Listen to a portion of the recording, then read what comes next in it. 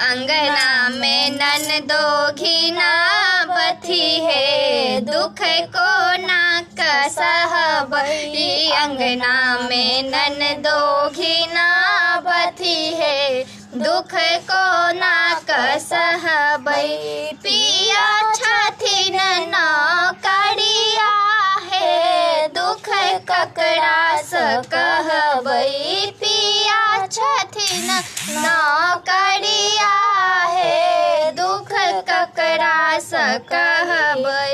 अंगना में ननदो घिना बथी है, दुख ककरा सकहबई। छिटा भरी भात चाही, टोकना भरी दाल है। छिटा भरी भात चाही, टोकना भरी दाल है। लोहिया के लोहिया तरकारी है, हमको ना कपूरे बई। लोहिया के लोहिया तरकारी है, हमको ना पूरे बई। अंगना में ननदो घिना बथ है, दुख कोरा सकहबई।